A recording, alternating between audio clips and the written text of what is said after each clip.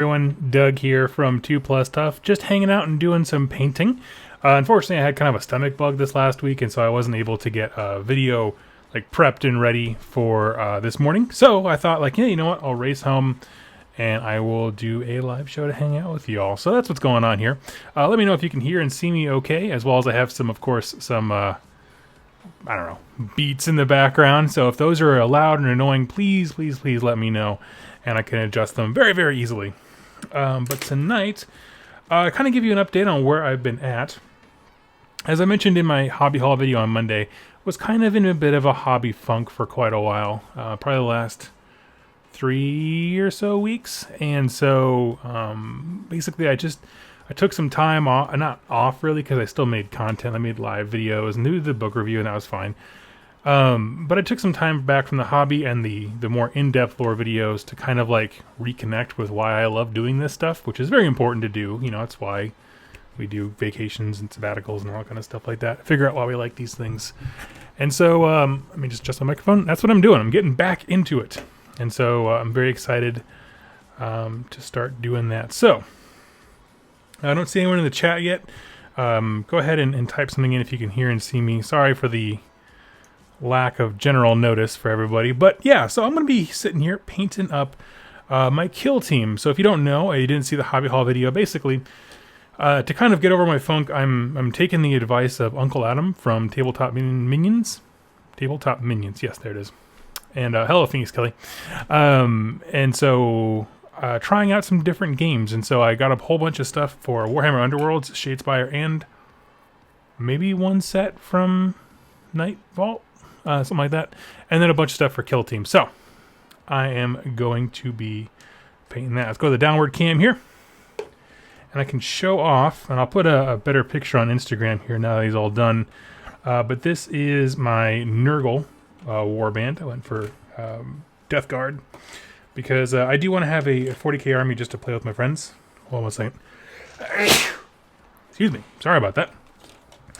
But so yeah, Death Guard because it's really, really easy to get into. The painting is very, very like low key. You know, you can just kind of throw some washes together. And crank out a Death Guard army because they look kind of sloppy, like naturally. That's just kind of lore-y. So yeah, this is the scheme I'm going for. It is sort of more of in the book. I can't think of what it was called. I'll look it up here in a second when I put them down. But yeah, it's like a bone-colored armor. I don't know how well it shows up there. That light's a little harsh, unfortunately, so it kind of gives it more of a, I don't know, it distorts the color a little bit.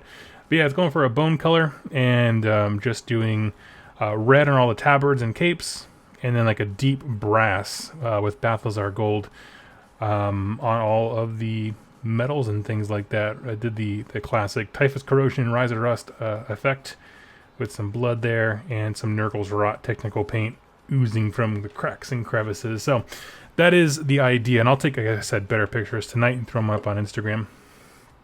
The cool thing about that scheme, like I said, I wanted to make this as easy as possible. What I did was I primed the models gray and then took Gray Sear, the contrast paint primer, and did a zenithal where I just basically glued these things to a board and then sprayed them from the top so that the underparts were super shadowy, like dark with the gray primer, and then obviously everything above it was primed with Gray Sear.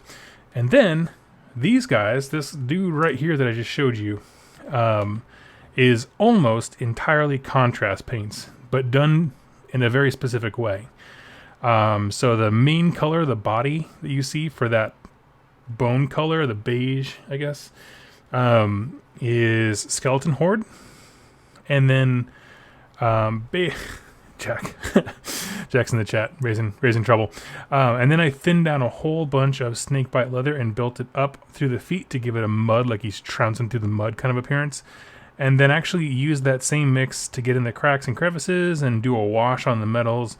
So like contrast paints are most of everything on this model. And so that's been a ton of fun. Jack is morally opposed to me getting into 40k because it pulls me away from more time, I guess, with him doing AOS, even though it probably won't. Because I only play 40k with very specific people. So, yeah, that's what we're going to be painting tonight. And chatting about Well, all kinds of stuff. If I had more folks with me, I think on Friday I might do a chat about Warcry. But I might as well kick off there, and I'll just reiterate stuff because I'm sure we'll have more previews from then. So if you're in the chat and you're just painting along, go ahead and just pull up a seat, and we're going to just chat a little bit. Let me grab some paints here. What do I need next? I need your Shabby Bone to do the highlights. I need... where's it at? This is always the most harrowing part of every live stream when I can't find anything I'm looking for.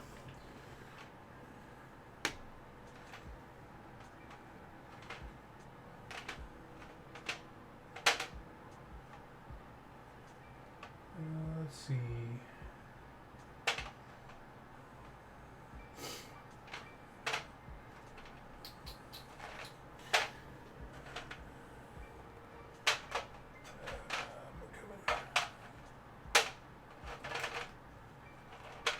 Man, there we go. God, goodness. It's flipped upside down so I couldn't see it. Let's see. I'm going to...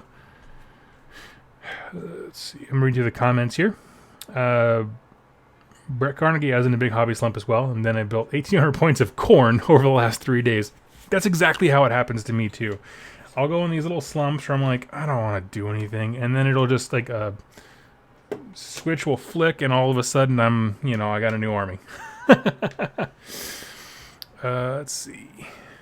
Tab says, I have a small backlog at the moment. Since I've been working a lot lately, got 5 Dark Reapers, 5 Avengers, a Wraithseer, and 12 Zerkers. Wraithseer and 12 Zerkers. You mean Berserkers for, like, a Chaos Army? That's cool. I dig that. I love the new Chaos models. I painted so many of the old Chaos Space Marines. I can't bring myself to paint the new ones. They look dope though. There's just a lot of like trim and filigree. I don't know what the word is. So yeah. Darren Walker, just started listening to your podcast. Great content. Keep it coming. Thank you. Yeah, I'm actually. He doesn't know. Well, he sort of knows it, but I'm gonna reach out to Doom and Darkness to come on the show at some point. I love his content. I devour it. He's a cool guy. Let's see. Real one's Jack. A bunch of thumbs down. Heartbreaking and a toilet sign. Yes. I can feel your anger, and it empowers me.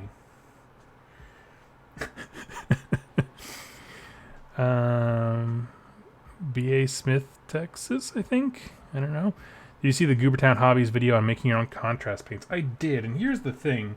I watched it, and I was like, man, what a fantastic piece of content that I probably won't do.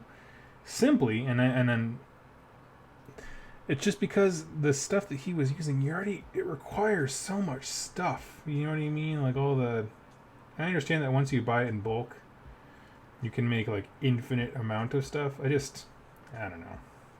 Plus, here's the thing about making your own paints, right? My go-to when I go to a store that I've never been to before, I always try to support local game stores. I always try to buy something, and you know what the easiest thing to buy is cheapest for using someone's table? Paint. You just buy a paint as my way of saying thank you for letting me play in your space. Always have. Probably will continue to.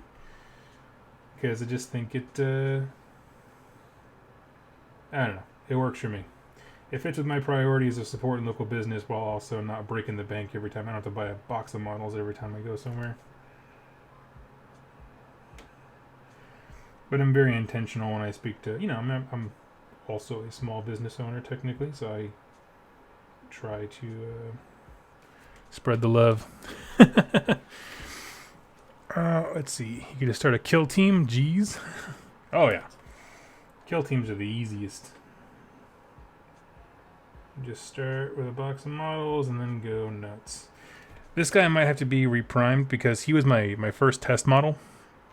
And I tried to do like a very Blanjitsu style thing. Like with a lot of like browns and washes and pigments. And he kind of looked like a giant turd. And I didn't like him. So he required a do-over, and that's when I came up with the second scheme that I really, really do like. So, yeah. Let's see. Keyword Town was awesome. I have yet to... I suppose I should do a video, because I get asked about contrast a lot. Not because I am a prolifically talented painter, but just because people happen to catch live streams and see me painting a lot. I like it, but I understand its limitations, and I don't ask more of it than I ask a lot less of it than GW promised, and I have been very, very well rewarded for that. How about that? That's a pretty diplomatic answer. I didn't buy into the hype. I think their marketing team overstepped a few bounds there, and I've enjoyed it for what it is. Not necessarily what they marketed it as.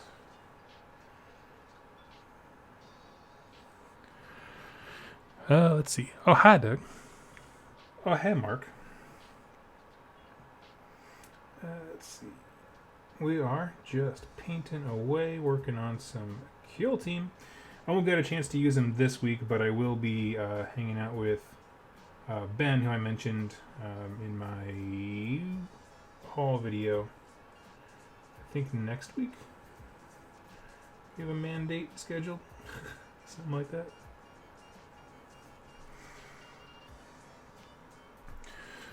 Let's see. Did you see his contrast video? I don't know. I did catch the last part of Vince Venturella's live show where he chatted about contrast. I don't know if it was the last part, but then I had to split, so I actually didn't get the chance to finish it. It's in kind of my queue to watch for sure, because I always like his content. He has a lot of just very sage wisdom for the rest of us.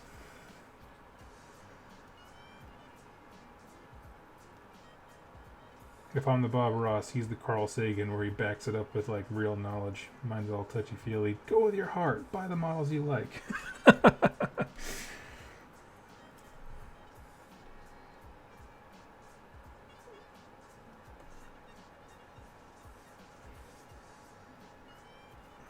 Okay.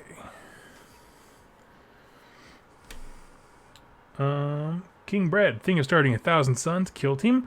Might wait for the start collecting. They just announced it has Termies, Rubik Marines, and a caster. Oh, does it have... I don't think it has Terminators, does it? That would be incredible. Hold on. We're going to go check that out. That would blow my mind hole.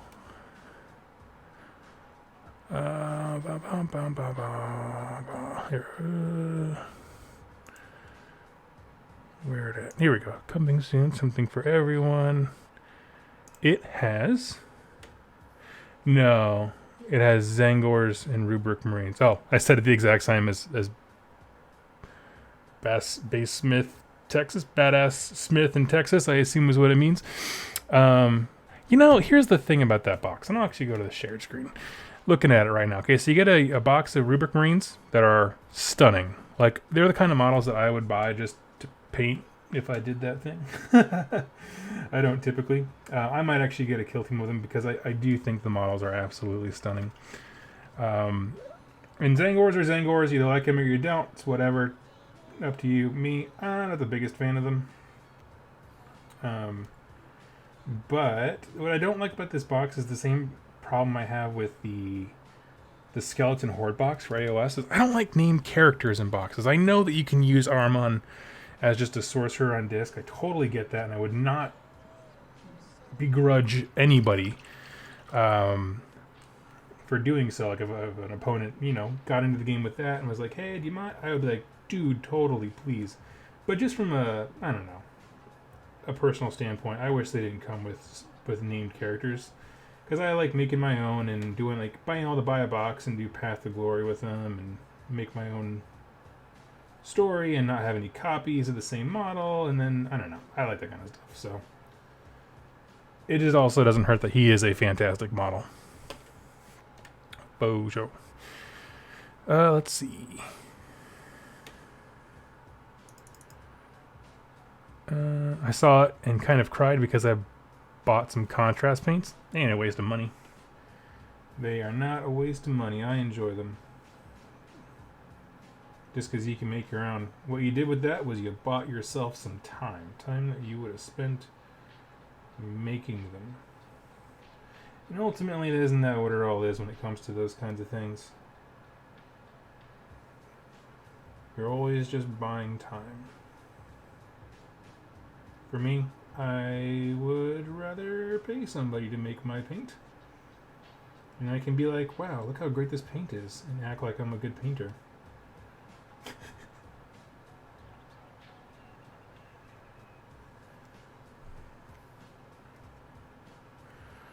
What do we got? Oh, the Vince Ventrell video on contrast paints was amazing. Awesome. I will definitely go watch it. I have 3 Beasts of Chaos start collecting boxes. Need attending to. Oh! Yeah, I'm not gonna lie. That's a rough go, man. Once you built your like 6th on Gore, it's just like, why am I doing this? Who was this for?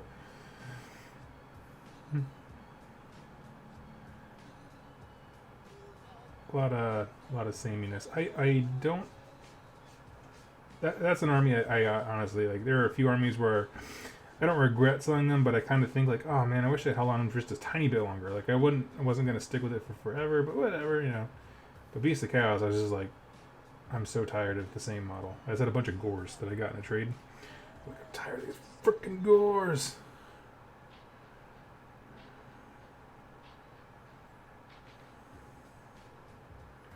But I do like the changes they got in the new GHB. That's cool. Zero hobbies. I haven't tried it myself, but we'll soon. Feel like we've seen this type of quick paint before. Yeah, it's not new. I mean, so what I will say, I think the biggest failure point, if you will, of contrast paints is their marketing. And by that I mean, if they had not gone the route of like, this will fundamentally change wargaming forever, right? It was just kind of like, they made some pretty bold claims about cleaning out hobby closets and all this stuff like that, like that I think are, we'll just say unsubstantiated at the moment, as far as like their effectiveness in that regard. If they had just said, hey everybody, here's a tool for your toolbox that just does some interesting things, and we got some cool painters, pro painters to come in and play around with them. Everybody go nuts. I think there would have been a stronger positive reaction, but I think they overhyped it to be like revolutionary. And it's like, no, man, like those paints have existed before in different companies and contexts, and they're great. Like I really, really like them. I use them quite a bit. I'm always experimenting with like the browns to get like different washes and stuff. I love the red. I just bought the Blood Angels red.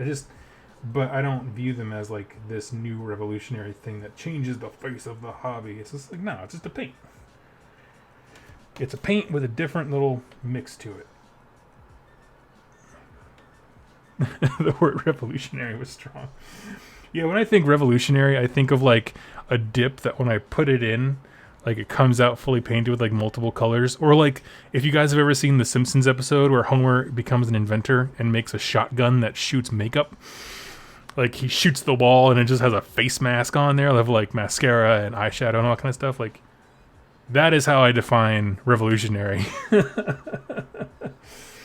If I could like shoot my model with a gun and all of a sudden it's just like bam, 3-color minimum, it'd be like, you know what? They did it. I would go full Jeff Goldblum from Jurassic Park. They did it. Those crazy SOBs, they did it. But they did not. They just made a new paint. That doesn't quite fit into their established, layer, base, whatever thing they got going on.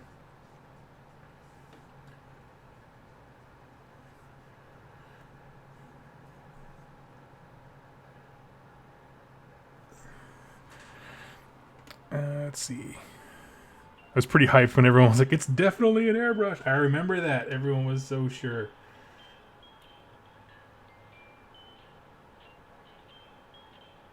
Those were good times when we were all speculating wildly. I feel like that was more fun than contrast paints are. And I say that as someone who likes contrast paints. I just liked everyone's wild theories when it could have been anything. It was just nothing but potential. Which is interesting because then you get to see what people really want, right? Like, I think it's kind of a cool point in time when everyone gets to put their 2 cents in because it's all based on what they as a consumer would absolutely go out and buy. And it's like, well, it's interesting how many people said airbrush. When the company, you know, I mean, they don't ignore the airbrush because they sell paints for the airbrush, but they don't really like do anything with it. Tutorial wise, I mean, you know, as far as like pushing product and demonstrating it, they don't really do much with the airbrush.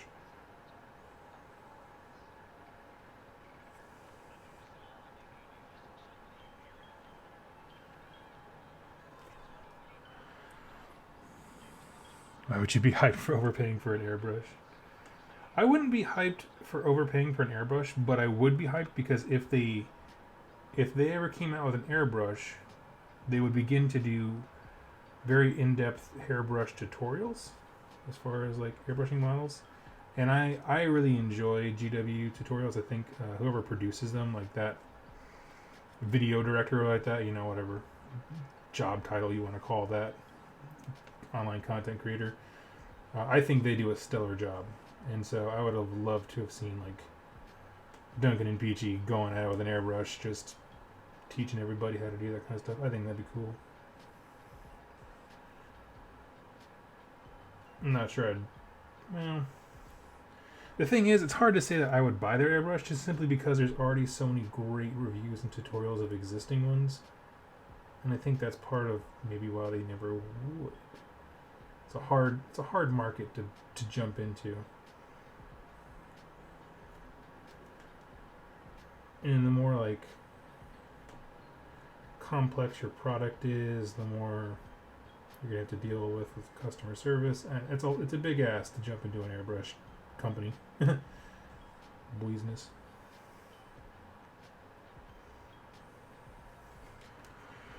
Let's see. I think I skipped a few by accident when I was making fun of GW's Border Revolutionary. Let's see. The problem, I'm going back in time. Burnsy. The problem with most Blanjitsu is that it's a limited color palette. If you only use yellow, orange, red, and brown, it's hard to not end up looking like a giant turd army. Yeah. So basically what I wanted to do, and it would work on like a knight, right? Something really big where there's lots of room for blending, was to do the bone color for everything, and then really build up the browns in all of the cracks and crevices and bring them forward up to the main area. And then as you got closer and closer towards the cracks and crevices, it went from that bone color to more of a green, like the militarum green contrast. And I think that it will work. Like, I did it on, what did I do it on? A Stormcast that I have since reprimed for something else. He's my test dummy. And it looks great. The problem is the panels and the detail on these things, these models are actually very busy in terms of like the actual details on them. They got like pock marks and holes and guts hanging out and all that stuff. That effect, it just wound up being a big green turd, right? There were so many cracks and crevices you're trying to grow those shadows from. It just didn't quite work, and that's fine. You know, that's why I tested on one dude. That's why you always test on one dude. Let's see, got that done. Let's do... He's fine. I gave him a huge dry brush of Ushabti bone, and it pretty much brought him to a very similar color place. It'll be fine. Let's see.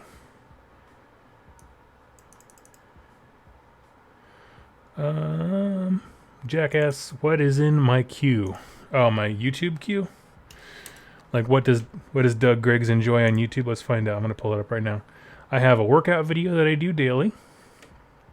I have Fallout, the video game series Fallout lore videos from a channel creator named Oxhorn.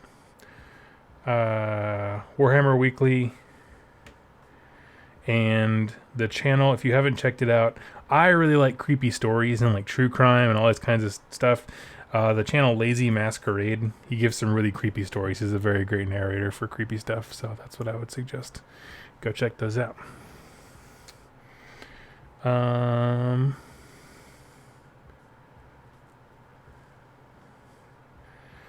Let's see. Does everyone in the Grand Order Alliance know about the Slaanesh prison, or just the elves? From what I understand, it's just the elves.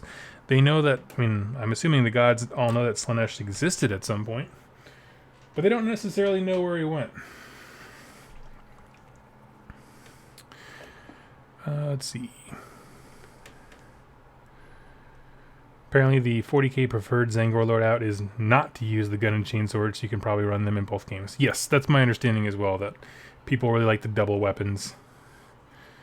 Jack, no rerolling ones? Oh, they never make it to the queue, dude. I watch them the second they come out.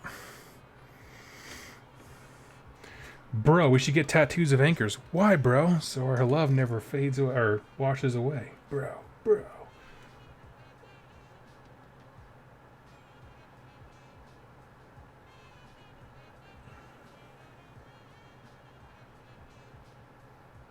And using a little bit of P3 paint here, and I'm just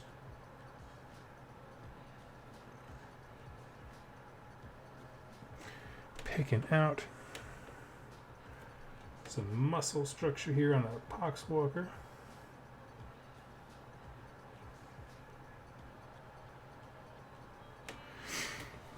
Let's see. Maybe making paint from components will become part of the hobby, like putting models together. Oh, that's just another part of the hobby that I will not do then. I hate putting models together. It's the worst.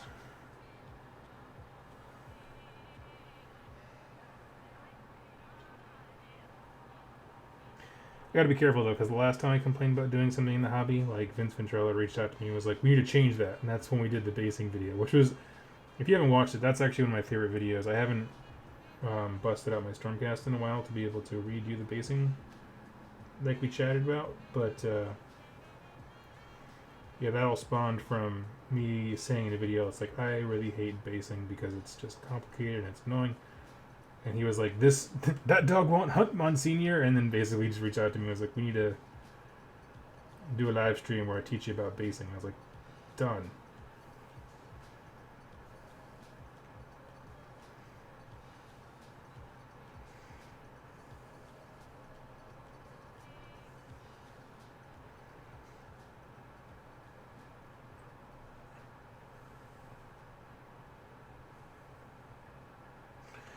Let's see.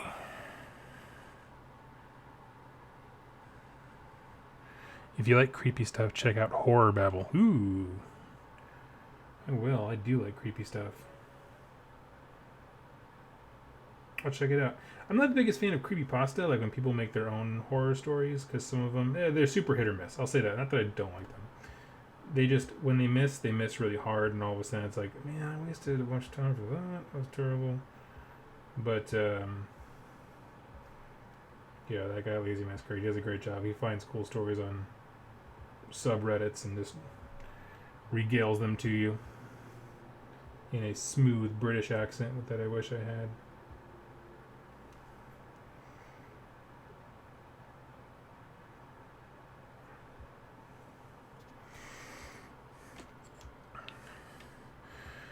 Let's see.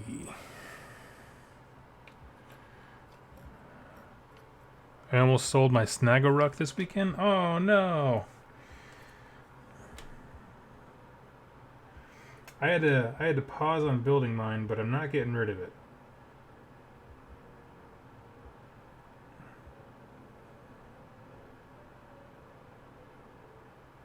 You know what's weird? So like I did. Let me try something different. Get Canadian flesh tone.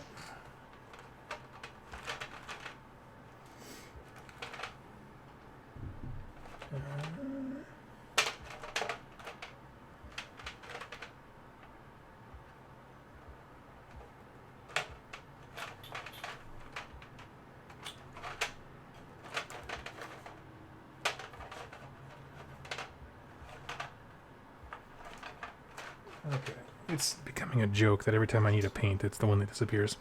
Sorry about that. So I painted my Fire Slayers from Underworlds, and the contrast between...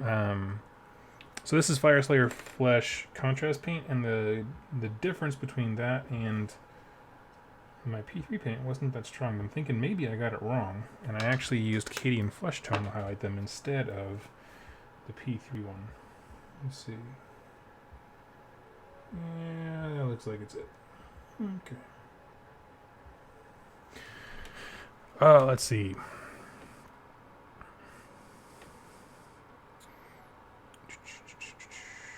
Planning on getting a Dune Bull and some Bulgors and a couple other bits to not always be on full Zerg. Yeah, that's awesome. I think Dune Bull definitely have a good place in the army when supported with other stuff, especially now that the points have kind of...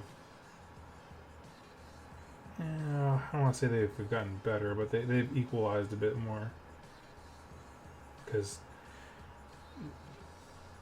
Zangord are pretty stinking good still.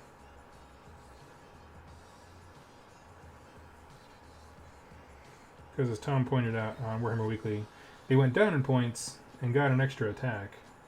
And now they've just gone back to where they were before, which means they still, overall, walked away with an extra attack for no reason. It was like, cool.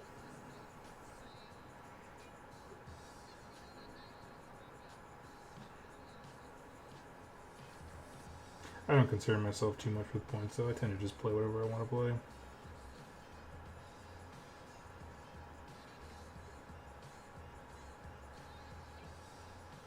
Last time I had a point change that I really feel like made me happy. I guess, I mean, I was excited the Paladors came down a smidge, but it wasn't like... I was already planning on using them regardless, so it wasn't like things changed.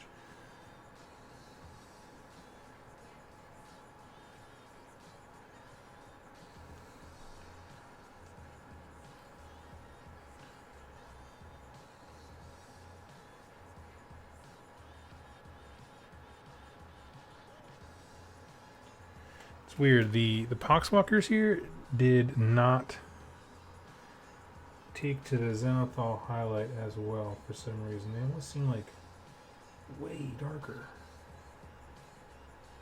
I'm not quite sure why.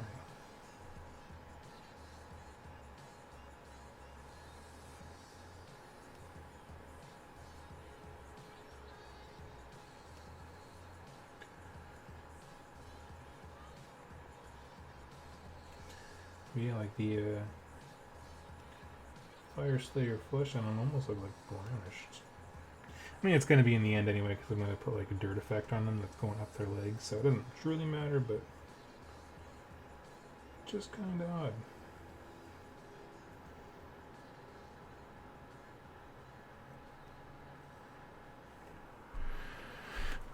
Let's see.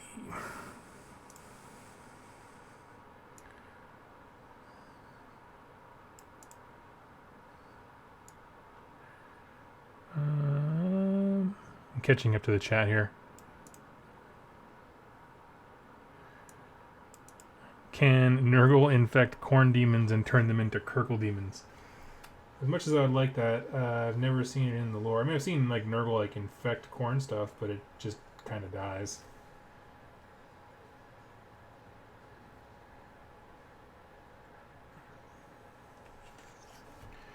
As most things have a habit of doing when you bring in Nurgle.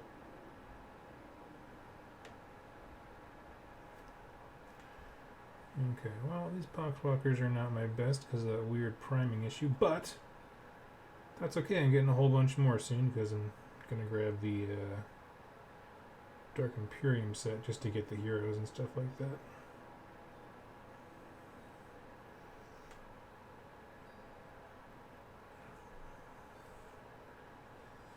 And we'll give them another try.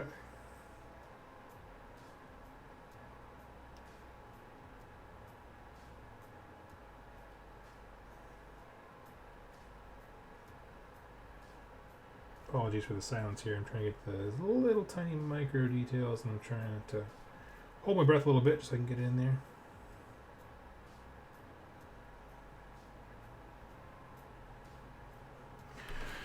Let's see. What's up, guys? How's it been? I'm doing well.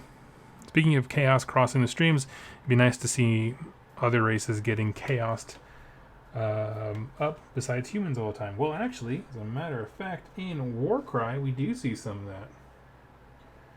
If you look at the factions that make up the Warcry models, for the Iron Golems, which is the Chaos Band from Chamon, there is... there's a dwarf in that one. Sorry, a dwarven in that one. And then for, I believe it's the Snake faction, there was an elf. So they are actually mixing it up. They are showing you what chaos looks like when other races are involved. Remember, like, those are some of the more, like, they are some of the newest basic Chaos Undivided models that we have had, right? Because we've had other stuff. Like, we have obviously had, like, God-specific ones come out.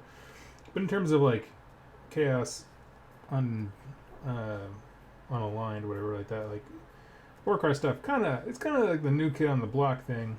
Like, they're kind of all there is right now, as far as we know. And so, yeah, they're a good omen. Good omen of things to come.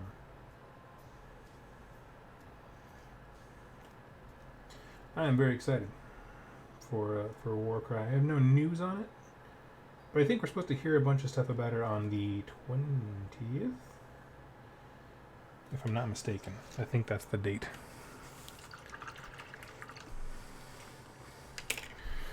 Let's see. I need to sell my Ale Guzzler Gargant. I was hoping for a price drop this GHB. He is rough. I don't like the Gargants, and I think Vince does a great job of explaining it. I just don't like the whole he falls down if he roll. I think it's rolling when he rolls a double when he charges. It's just like that's the opposite of fun. I'm all for flavorful stuff, but when it prevents you from, like, functioning in the game, I was like, oh, that's not fun. That was the opposite. Benny G-eyed, I'm here. Nobody panic. I was just calming them all down. I told them you were coming. Where's my Chaos Sylvaneth? Well, what you do is you take your Sylvaneth army, and then you take some mercenaries of 80 marauders. There's your buddies. And I'm gonna throw some Fire Slayer flesh on this guy.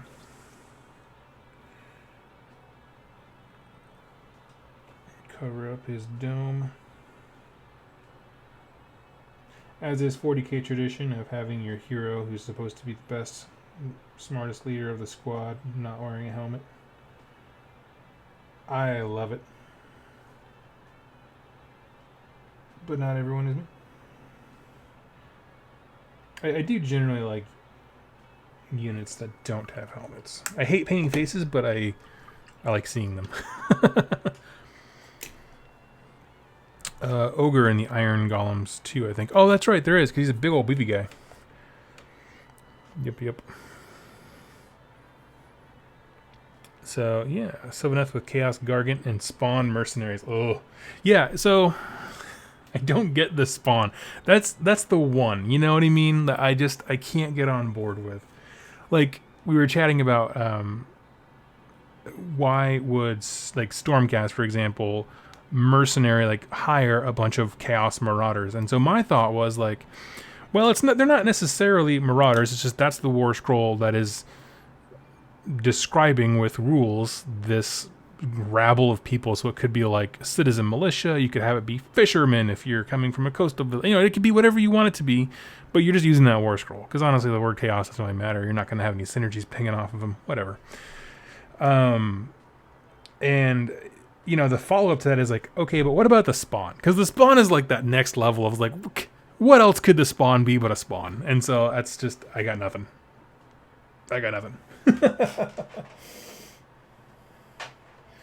Okay, I need that.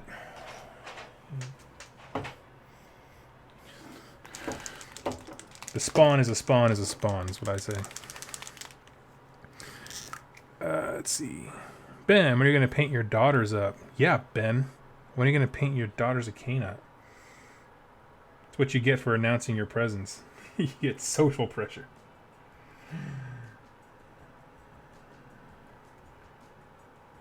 Ben was on while you were forging for many moons ago with his jumping into the game with his Daughters of Cain, in case you didn't understand what we were talking about from the highly nuanced language of slamming each other locally.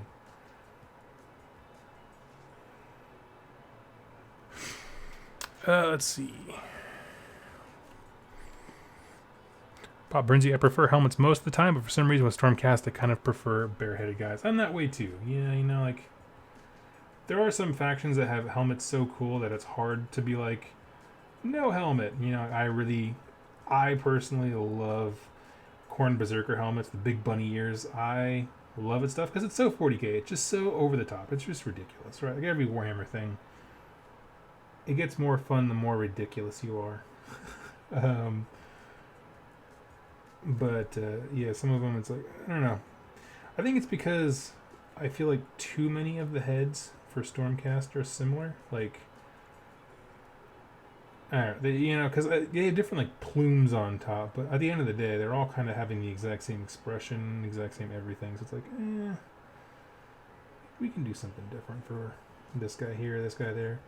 And then I kind of went nuts, and I was like, you know, for my Vanguard chamber, no more helmets. And so the guys that I have built, there are a few guys with helmets, but for the most part, everything that I've built does not have a helmet. And I like it.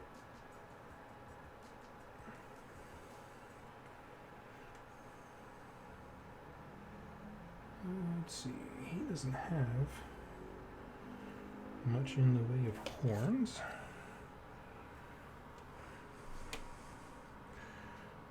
Let's see.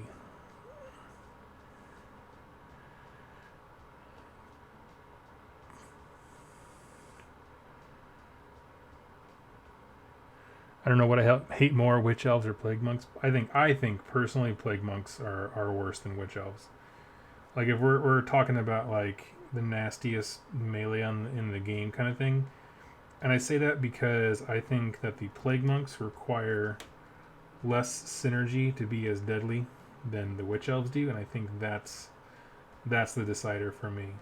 They can pump out similar kinds of damage and be just as annoying, but I think they require less work to get there, and that's a big deal.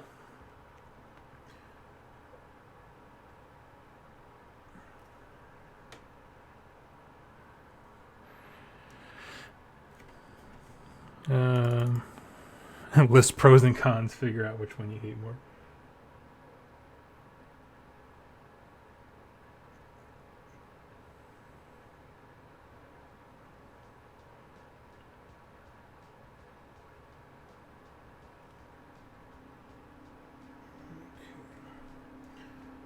This guy has teeth in his belly, and it's not the easiest thing to pick out.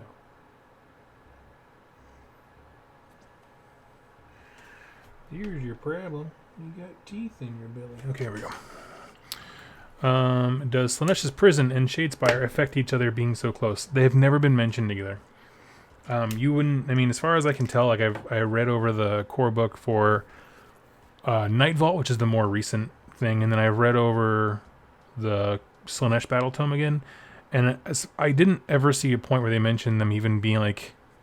relate, like it is don't bring each other up. So as far as I know, they use the same effects as far as between the realms, but they don't seem to have any relevance or effect with one another. Let's see, where can I find the right I believe they meant contrast paint. I want to use Vulpus Pink for the flesh and Ethermatic Blue for the hair, and those paints seem to have supply problems. I have no idea, dude. Oh, when you can find... I see what you're saying. You're answering his question. Yeah, I don't know. Local stores in the greater Seattle area have been rough when it comes to supply. We used to have a lot of nerds. A lot of nerds are just grabbing everything up. Hey, Hugh. Let's see. I need alternate helmet style for Stormcast 2. The death mask thing just doesn't cut it for me across the whole army. Yeah, I get that. I I actually went out. Oh, I put them away now. But I got a bunch of heads from Puppets War. I think that's what it's called. Pretty cool company. I think they're out of Poland, of all places. And I like them. You know, they're not the greatest detail, but they're pretty cool. I got some like helmets, heads, not helmets because they don't have helmets, but heads of people like screaming, and so like the Vanguard stuff, a lot of it's like running into battle because they're speed-based units, and so I don't know, it fits. Let's see. Skaven are worse than Daughter of Cain, so yeah, I'll go with Plague Monks. I truly believe Plague Monks are more deadly. Or at least they retain their deadliness in different ways. I'm going to make some medium here.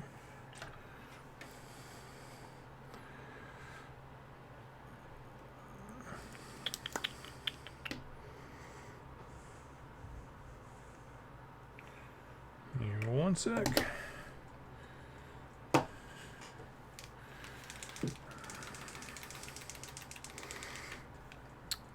At the get ready. I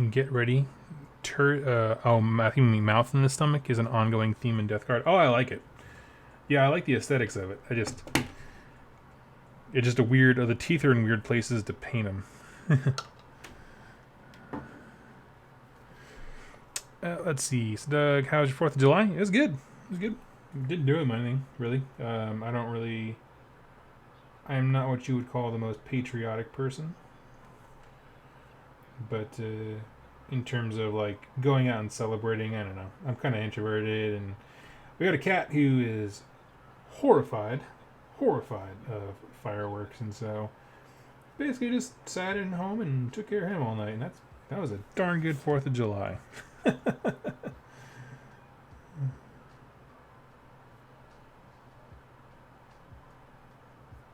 But I'm not like I love my country so much I'm going to go out and spend $300 on fireworks, explode them for an hour, and then feel good about it kind of person.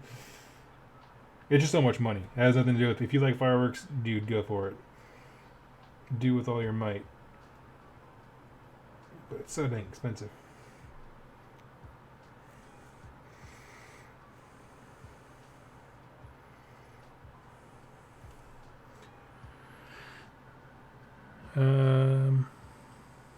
Hey, is this Skaven alright? Sean Blake, how's them Skaven? Well, I mean Stormcast. The Skaven are good. Mark has them right now. And your work is appreciated and beloved, and I'm still going to pimp out your channel. Everyone, hit up this guy, Sean Blake, because he's an incredible commission painter. That's all. I'm going to do that and then a bunch more. As for the Stormcast, you know, since I kind of hit my little hobby funk, I haven't actually busted them out, and I really, really should. What I should do is, if nothing else, put them on the shelf behind me so I can at least see what I accomplished, so I can, like, feel good about it and stuff. You know what I mean? It's probably good for me to, like, get that motivation of looking at what I've been able to accomplish so far, but I haven't actually... I think the last time I busted them out is when I went to... Where'd I go? Bremerton. I went to Bremerton, and then, I just got my teeth cleaned out by a combination of Idnith Deepkin and Death. It was me versus the two of them. The crew from Digital and Dice, who I thought was listening a second ago. But, I think that was the last time I actually busted them out, a couple weeks ago. Let's see. Burnsy, sorry. Given the usual colors of Nurgly boys, I'd imagine they don't worry too much about flossing once they get diseased up. I don't know, man. I mean, it depends on what you're flossing with. If it's like the skin and veins of your fallen victims, I imagine they'd be all about that. Let's see. Come out to Dark Tower on the 20th. What's going on the 20th? I feel like the 20th is something. I don't know. Let me ask about that. Let me ask about that. I can't think of what. Oh, you know what I'm thinking? Well, it might be something in my personal life that my wife will remind me of the day before. But I also know the 20th is the the Open Games Day or whatever at GW. So I kind of have that date mentally saved because that's when we'll actually see some details on Warcry. Which I am very excited about.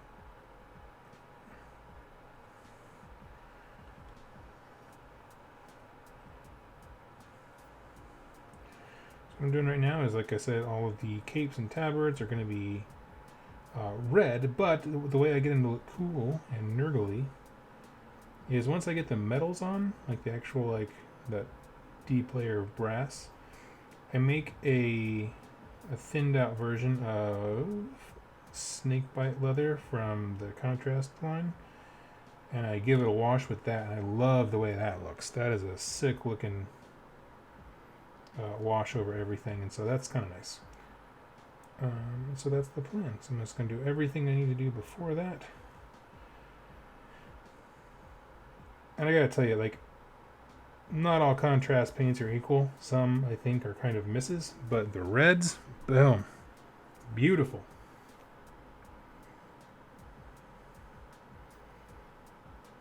I'd call them poetry in motion, but they stay still.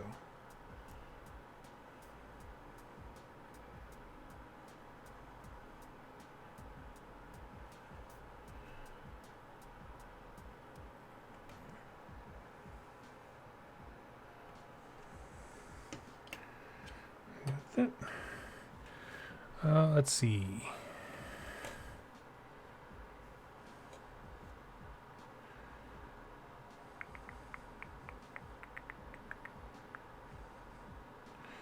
Sad catching late. A few buddies and I just ordered our first kill team squads, and I picked up my rules book along with Tau. Sweet! That's awesome. You can learn as I do. I've only played the format maybe like 2 or 3 times. I had a good time every single one of them. Hanging out with Ben, did the narrative missions, where like one guy's trying to guard the alarms, and the other guy's trying to accomplish something without them going off. That kind of stuff. I love it.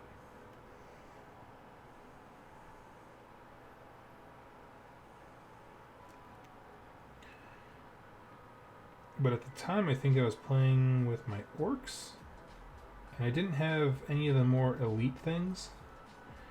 And I just had a bunch of boys. Like that was the bulk of my orc army, which is fantastic in proper, like, you know, full games of 40k. Problem with kill team is it means you bottle out. Like you suffer so many casualties, your army just kind of collapses in on itself very, very easily. And it was fine. I know one game I won because of objectives, but I lost enough dudes so that my entire army like froze and couldn't activate, and so it was one of those things where it's like I had like 2 turns of doing absolutely nothing but sitting there and watching Ben play by himself, but I still won, and so it was just the game ended. We're both like, okay, well then, I don't feel like I won, but I did, so self high five, cool. But I mean that situation only exists because I had so many stinking dudes.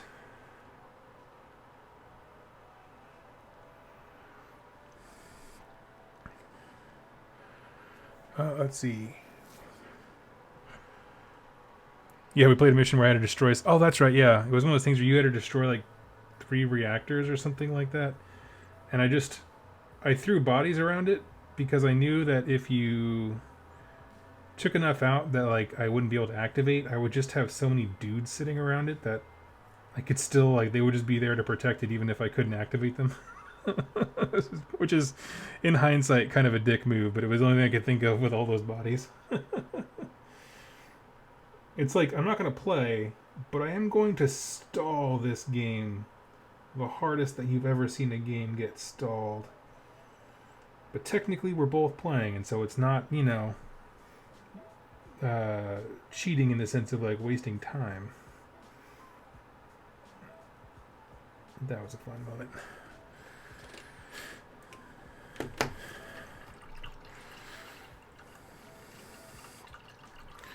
Doug, do you have a video on how to progress with the Stormcast army after the big box set? What is the big box set? The big box set. You mean Soul Wars? Like the 2-player box set? Zero's Hobbies? Please let me know.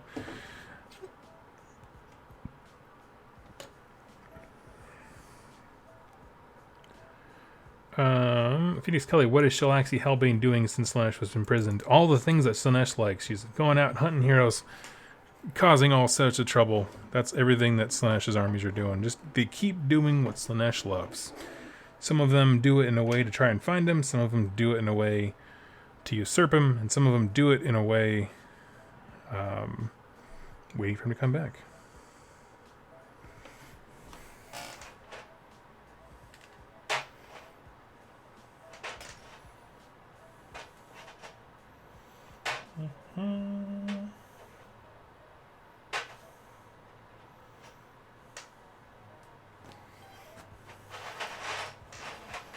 You know what?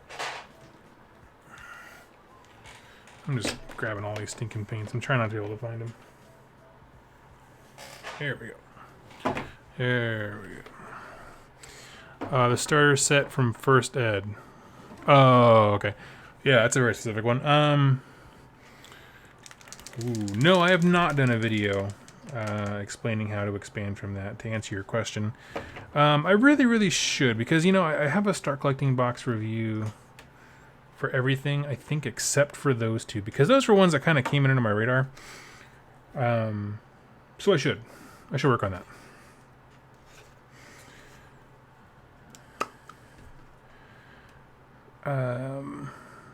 Have you tried Bolt Action or Infinity? I have actually tried both of those games, and I enjoyed them both. Bolt Action, I really loved the rule set. It is very simple, very intuitive, and you can create some very, I don't know, just some very cool moments. Like, I'm a history nerd. I love that kind of stuff. The problem was, at the time, that people were really into it locally.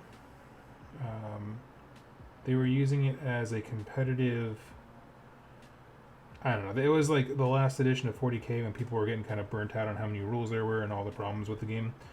And so they were using that as their competitive outlet, and for me it's like, no. Like, if I'm going to get into that game, like, I would want to use that for recreating historical battles or something like that. Like, that's what I would enjoy about it. And folks weren't really interested in that, so that's fine, you know.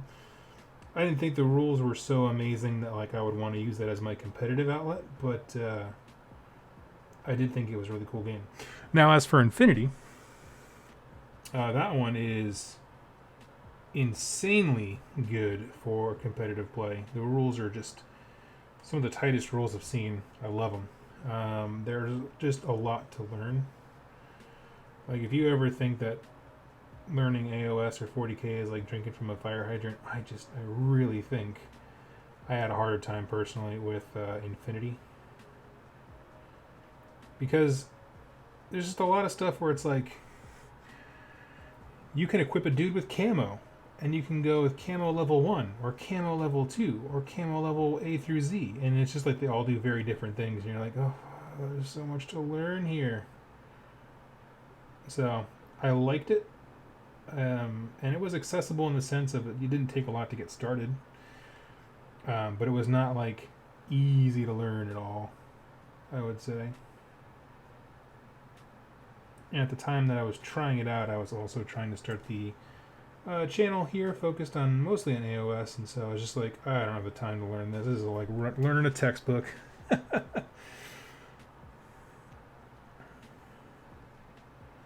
And so I kind of put Infinity off to the side. I do like it, and I would love to see, I think competition in business is good, and so I really would love to see Corvus Belli, who's the people who make it, keep going.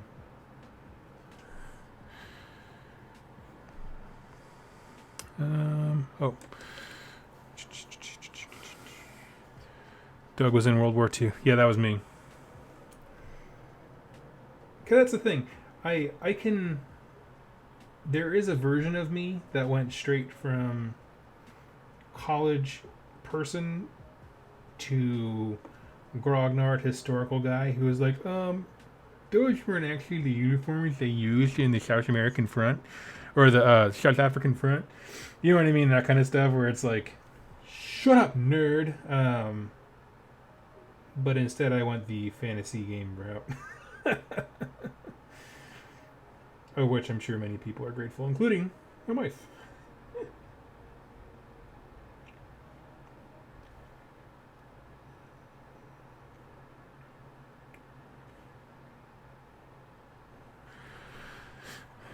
Let's see. Are the Stormcast Soul Wars box... Oh, is the Stormcast Soul War big box set worth like the 2-player starter set? I really struggle with that set. And for the same reason that I struggle with the Stormcast starter set that used to be the 2-player starter half with corn, that kind of thing. And the reason is, for whatever reason, they decided to give you incomplete units. And I am not... I love match play and I love open play. I do genuinely dislike the fact that they gave you incomplete units. I think that for a starter set, you should have everything you need to be able to play in every kind of way. And it doesn't give you what you need to start playing in matched play. And I think that's a real miss. Because your units are not complete. Usually they come out with a little snap fit, 3 models to be able to finish off the unit. But you shouldn't have to, in my opinion. So I really do struggle to recommend them. The Vanguard set, everything's complete. They're all fantastic model kits, but Vanguard stuff isn't everyone's favorite, not everyone's cup of tea. They're a section of Stormcast that really focus on mobility over the more powerhousey things that the faction can do. And that's the only thing. Maybe I should do a video about that. Just talk about why for being their poster children, they've made Stormcast really awkward to start, and I don't get it.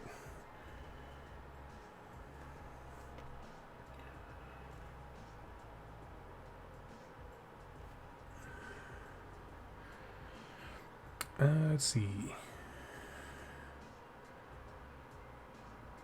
I'm sorry, I just lost track of where I was.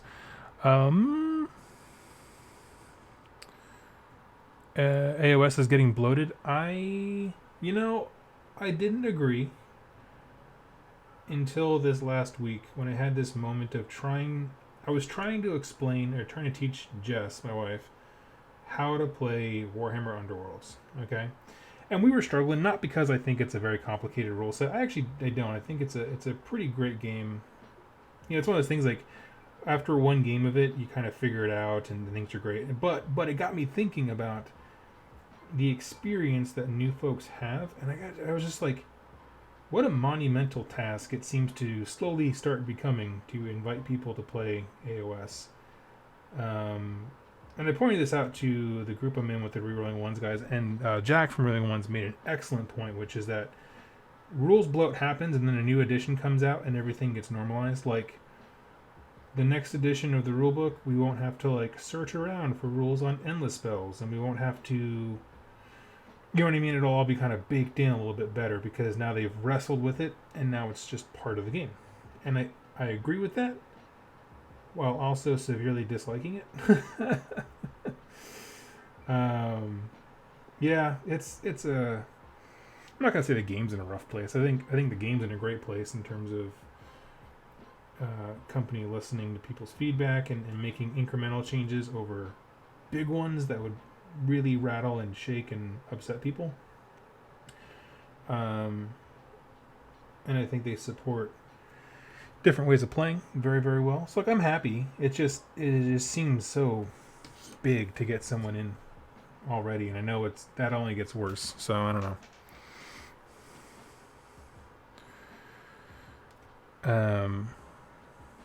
For me personally, the way that I combat that is I just don't engage with a lot of the extra stuff. When I play a game, I play with the Battle Tome and the Current General's Handbook and nothing else. In my private games, I don't use Realmscape rules. I certainly don't use Malign Sorcery artifacts, realm specific artifacts. I was like, I don't want to. I want to turn my brain off from those things. Stormcast has like 8 different tables of artifacts, and I already can't keep track of those. So I'm gonna pick my my Stormhost Celestial Vindicators that picks everything for me, and I'm just gonna start rolling dice. And that's exactly how I experience the game. Because everything else to me is noise. Which is why you won't see competitive stuff on the channel as far as like battle reports and that kind of stuff. It just won't happen. I don't have the wherewithal.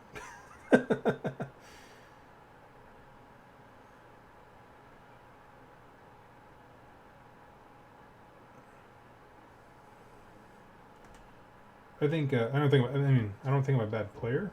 Like I think I am excellent when it comes to stuff like model placement and getting good charges and target priority. Like I think like I have skill. It's just anything that happens before a game, like the list building and that kind of stuff, that's my weak point. And it's actually why I held off on getting into Underworld for so long, is because I was like the deck building, right? Building that toolbox for my army is rough on me. But I did what everyone does, and I just, Google searched. These are the, expansions that I have. What can I build with that? I found one that uses a bunch of that stuff, and I was like, done. Sold.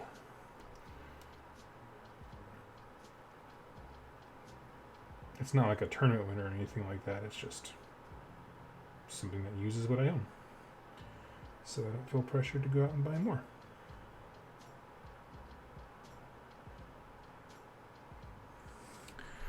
Let's see.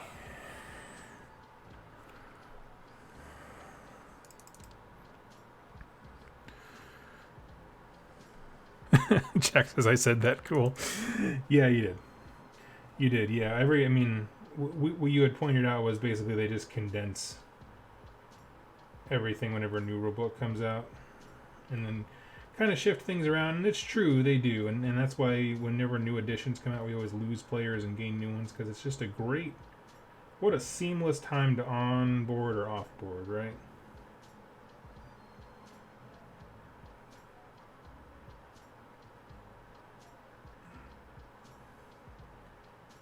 Give me 1 second. This is the most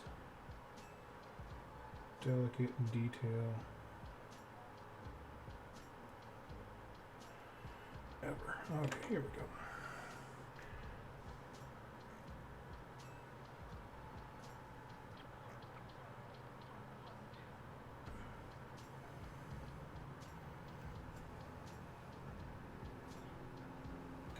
Let's see.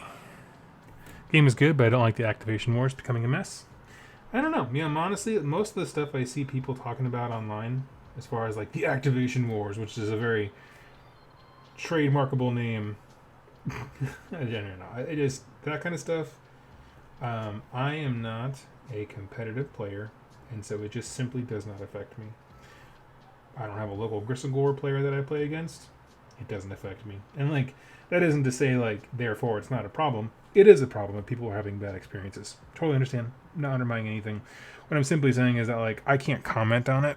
I don't see it. Like, I don't understand when people talk about, like, I understand the logic of people talking about the activation wars, but I don't have any experience with it, because no one, I mean, with the exception of Jack and his Slanesh when he was kind of like demoing a few lists, because he's still painting stuff, but trying out a few things.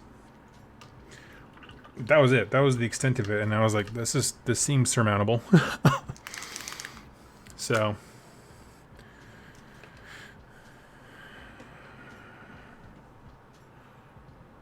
let's see.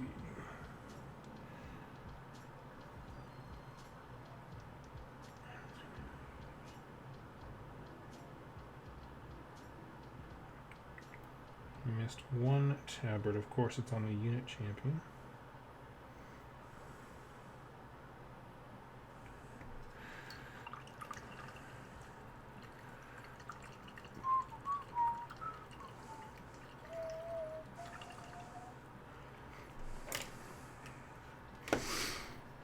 Okay.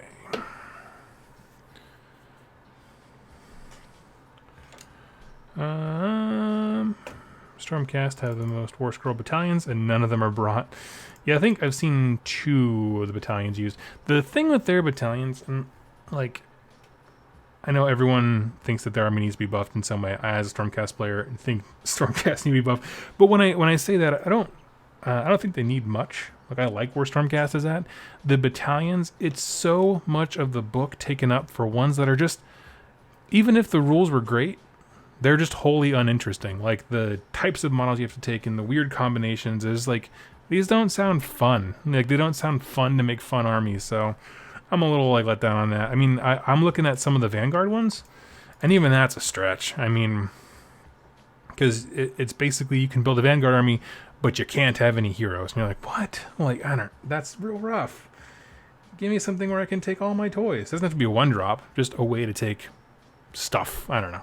I think the next time they do a Stormcast book, that whole section needs to be like deleted, and then just start over with like, let's just, what kind of stories have we told? Hey, what were the forces like in Plague Garden, or what were the armies like in like Black Pyramid, or what's one with the Soul Wars had Sacrosanct Chamber units, that kind of stuff. Like, make flavorful things, but that just group cool units together in interesting ways. I don't know. That's just the biggest thing to me. Y'all know me. I'm not a power gamer. It's not about the power level of the thing. It's just like they don't make fun armies. Whereas I look at some of the stuff like the Beast of Chaos one. Most of those are not great, but you can make fun, flavorful armies if you like a specific type of thing, whether that's a Chaos God or, like just one of the specific things like the Bray Herd or the War Herd, that kind of stuff. You know what I mean? Like, the options are there to make armies based around a thing that you like.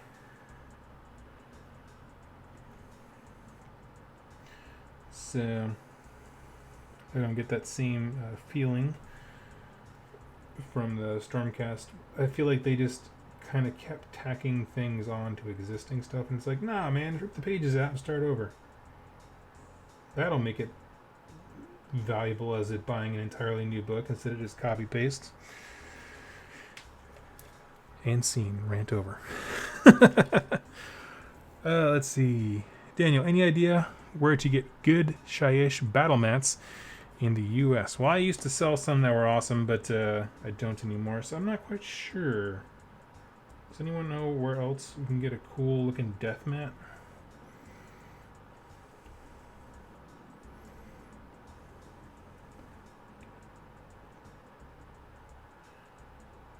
Yeah, I used to sell them, but they got to be such a pain in the butt to ship into Amazon and then market them and all this kind of stuff. It was just a headache.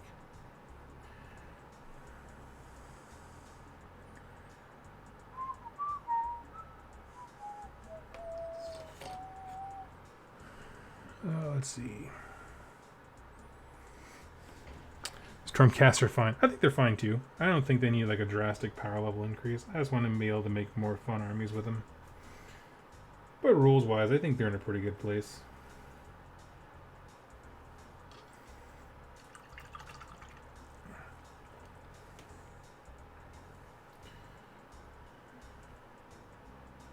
Actually, forgot I wanted these skull things to be brass.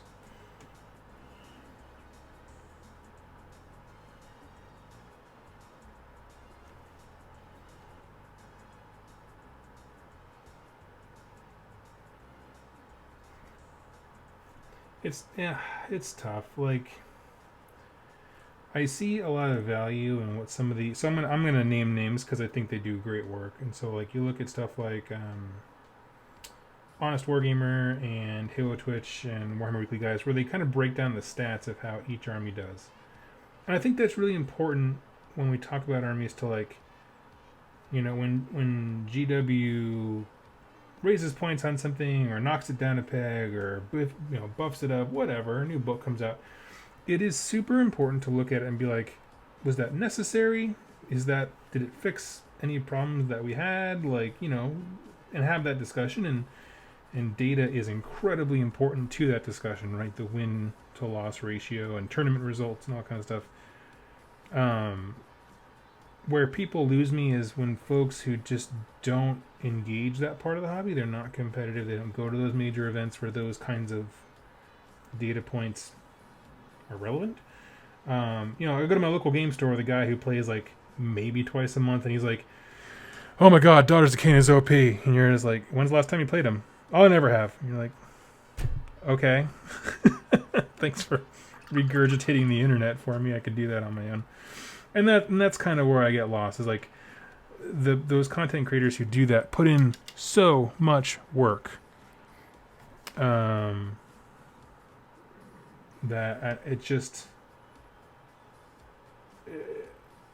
they're not telling you what's good and what's bad, and you should complain about X, Y, Z. It's I don't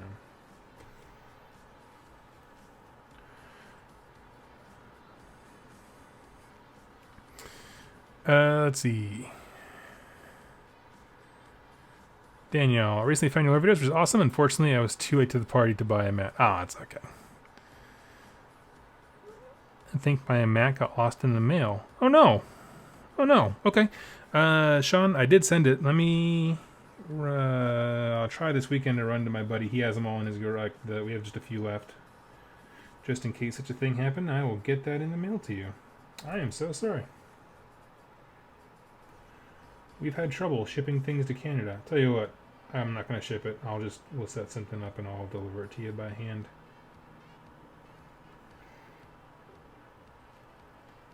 That's a bummer. I thought you already had that and you were just like enjoying it so much you decided not to talk. That sounds like Shu. What did I say? It sounds like Shu. Let's see. Hugh, my fan-made character. Hugh, the Great Darkness Emperor, or King. I have created my fan...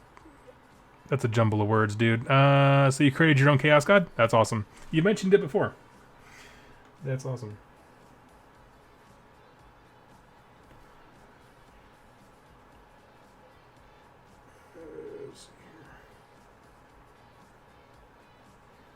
Here, 1 second. I hate shipping to Canada. I'll get duty fees. Yeah, I don't know. It happened to me. So I used to sell magnets as well, and I went to FedEx, right? And because I didn't want any trouble, I usually do USPS. And I was like, no, they've had some trouble lately, so I'll go to FedEx. And I kind of give the address and I tell them what's in the box, and it's for a business thing. And the FedEx guy looked at me and said, "Canada won't allow the magnets to come in." I was like, I don't know what that means. Like, he just said, like, no magnets for you. I was like, I refunded the guy his money. I was like, I have no idea what happened. FedEx guy just told me Canada doesn't want magnets. I'm not sure how to take that. It was the weirdest thing.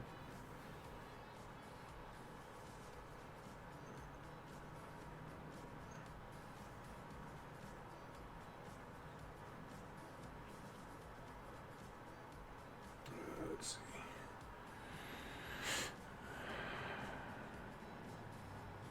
Sounds like Shu when you said people complaining about an army they never faced. Oh, yeah. We have a good laugh. At our friends' expenses. We can do that because we're friends. Yeah, it's just that kind of stuff where it's just, people build up hype in their head for the same reason that, that's ultimately why I got rid of my bone splitters the first time around, because people kept reading online about all the hype about how broken the Cunning Rook is. Doug, you riding a Cunning Rook? Yeah, but it's the melee variant. And they didn't even let me get to that last part, and it was like, Cunning Rook's broken, I don't want to play you.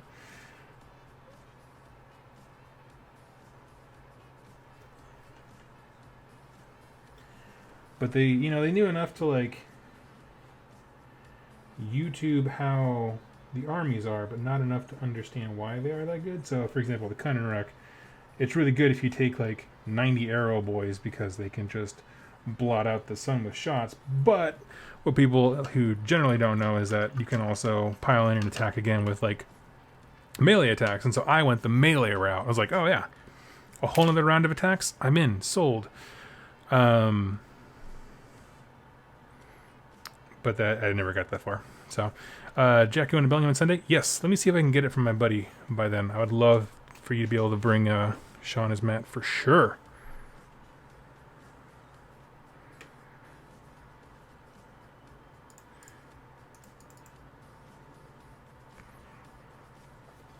Let's see.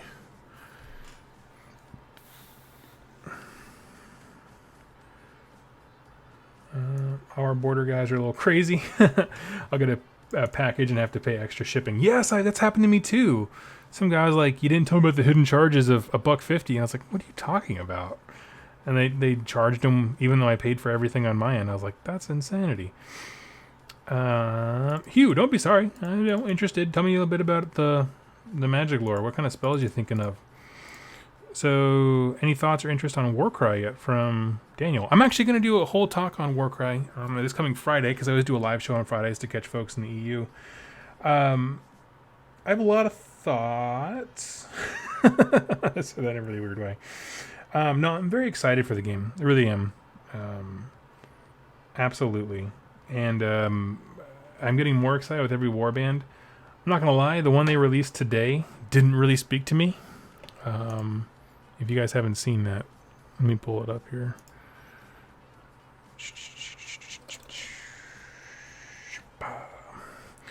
These dudes with like,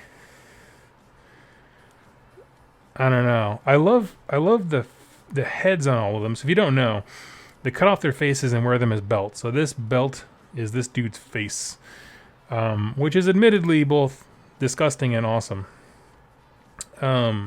So I like the super dark, aspect of it. This guy's got 2 hands and he's only missing one, so I wonder who else's hand is that. Anyway, I was trying to explain to the guys in my chat that, like, I like so many pieces of what's here, but for some reason when they're all put together, I'm not a fan. Like, I love all the weapons. I love the, we'll say, quote-unquote prosthetics, right? Just like strapping a piece of iron and calling it a claw to your arm. I love the face masks they wear, and like the kind of the halo thing they got going on. Like, I love all of those things. Flayed flesh is one of the coolest things ever. It's why I like Dark Eldar. But for some reason, when they put them all together on these models, I just don't care for them. Right now, my top picks are the Birdie Boys, right? The Raven Crow guys, and as Jack called them, the Beastmasters, the ones that come, well, we're assuming in the core set, the Untamed Beasts.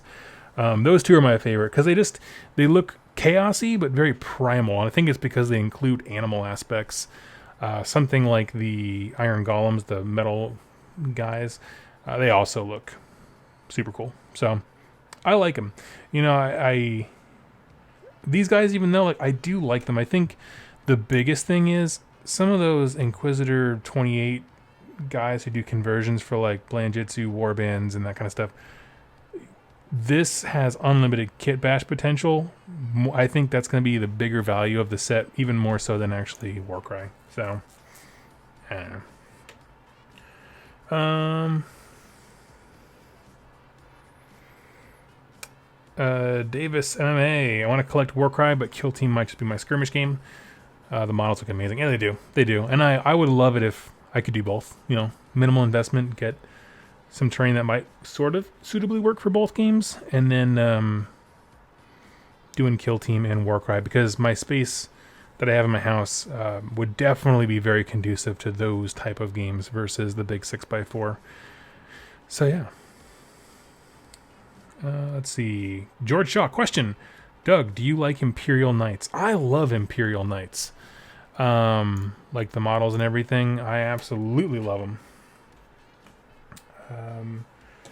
Am I gonna buy them? They're a lot of money. I mean, so I'm getting into Death Guard. And of course there are the Chaos Knights. I don't know why that was so hard to remember. Chaos Knights coming out. So that might be something that grips me. I want to build a knight at some point. The problem is that Death Guard is already so elite. Throwing a knight in there is just like, oh! I could have swore I had points in this army, but I don't anymore. So, but yes, I do like the models, George. I've never played against them, like the actual Chaos Knight army or anything like that. Like I haven't played a ton of 40k, but they look dope.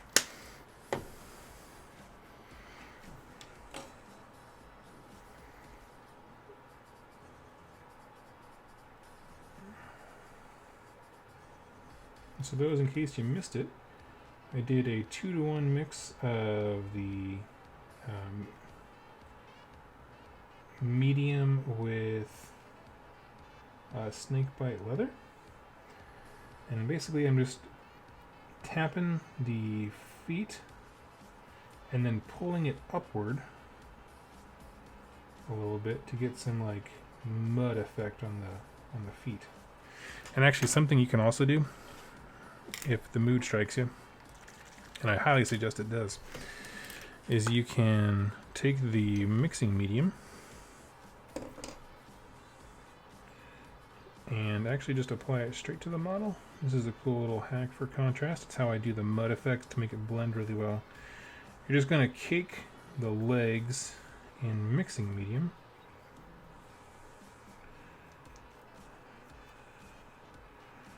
And we'll get that as well. And then we're going to pull that concoction upward and you'll see it blend almost perfectly into the leg.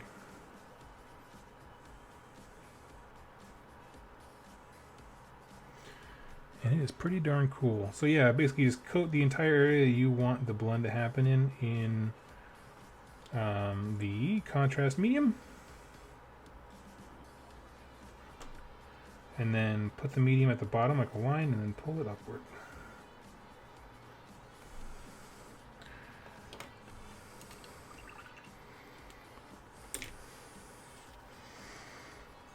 Let's see. Joseph Gonzalez. Hey, all. First time catching a live show. Hey. I'm probably not going to be on for too much longer, so sorry. But as soon as my lovely wife comes home from her errands, I'm going to hop off and catch up with her. Just had an unusual Wednesday when I was free enough to chat. Just got back from my first game of AOS. Hooked. Oh, dude, that's awesome. Tell us how it went.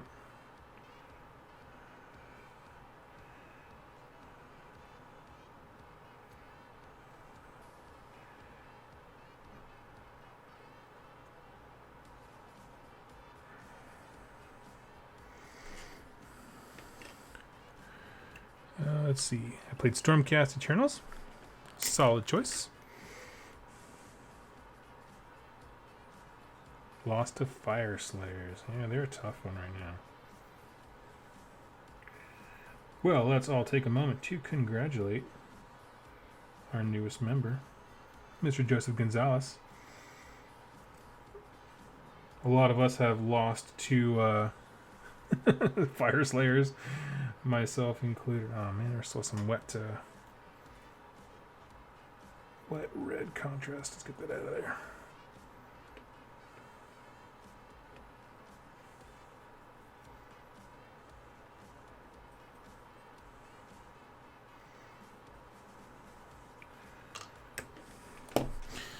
Yes, the Fire Slayers, man, they can be incredibly stubborn, yes.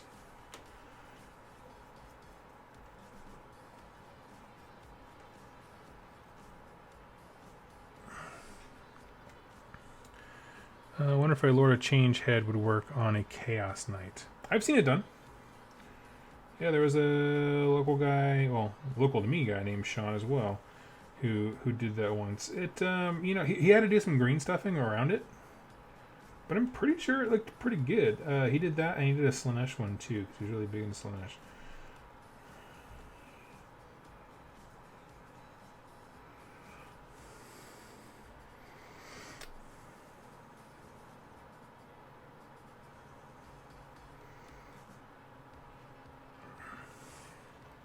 Let's see. Davis, man, do you ever use a wet palette?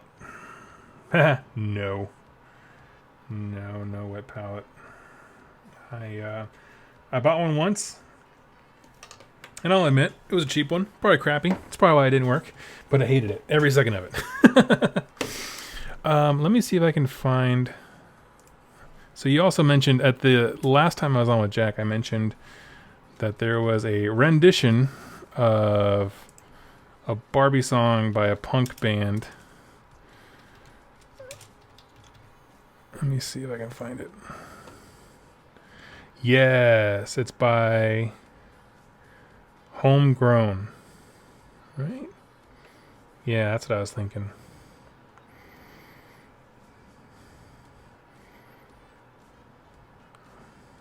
So yeah.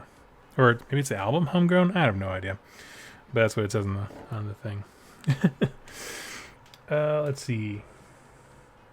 Congrats, Joe. My first AOS a few weeks ago. Welcome to the best plastic crack. Yes, congrats, sir. Who plays AOS Dwarves these days? Not I. Jack. He has a wonderfully painted Carriage and Overlord army. Direct all future questions and angst about dwarves to him. Let's see. The paint is wet, and the wet palette on the wet paint on a palette makes a wet palette, right? Exactly. Yes, this is a wet palette. It is a old base. Joseph, are retributors worth it? You know, I haven't. Someone else can answer that. I'm not actually sure. I don't own any. With my Stormcast, I'm focused mostly on the Vanguard Chambers, a lot of movement stuff. So I am probably not the right person to ask. I know that if your army lacks punch, they certainly promise to give you punch. I can tell you that much. Even if they don't get a chance to do anything, like the enemy is more scared of them and takes them out, they're a huge threat and they can't be ignored, which is in and of itself an important thing. You know, it's good to have something that puts the fear of God in your opponent, basically. But I don't know. I can't personally speak to their effectiveness. I hear good things though.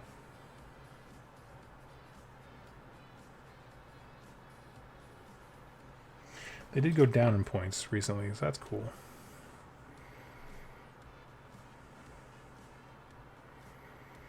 Between you and the Real One guys, I have my days full of videos and listen to while painting.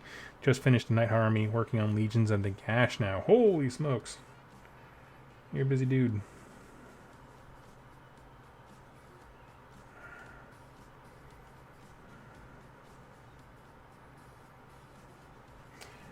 I was listening to the Rerolling Ones Ask Me Anything today, and yeah, it was a great video. They just kind of like tackled real questions that people ask. Most of them are pretty good. Most of the questions, I mean. Yeah, I don't know. I'm with Jack. An army that just never interested me is a death army. I don't know why. Never has.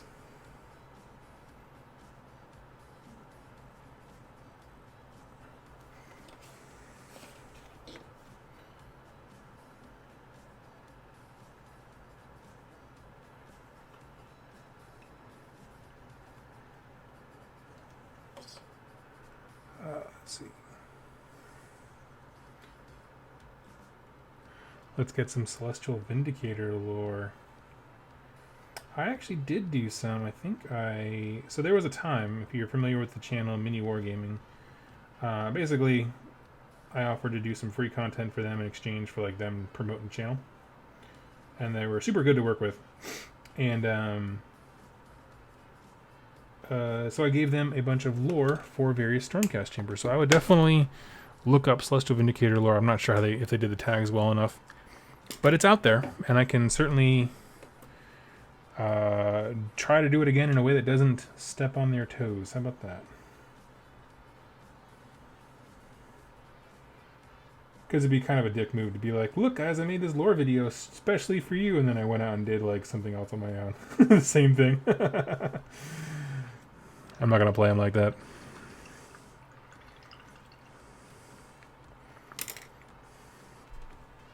Got tired of painting Space Marines from chunky to fragile as hell. That's exactly how that is. Sweet. Well, here's the thing. Contrast paint takes a good long while to dry, and I have to go hop off and get stuff ready for my wife to come home. So friends, you all enjoy yourselves. I'm going to go here to the self cam, and I'm going to chat with you all very, very soon. Like I said, I'm going to be live on Friday, probably around 11 Pacific Standard Time, 11 a.m. So I'll keep things posted on the social medias for that as well. So if you have any questions or things you want to talk about, go ahead and reach out to me. You can leave me a comment on this video once it's done uploading. And we'll be back here. I'm probably going to be finishing these guys up while we do a deeper dive into Warcry, the things we know, the warbands, going through them one by one, kind of picking out things as they come up. So friends, until next time, I will catch you all later. And what do I usually say? Happy wargaming. There we go.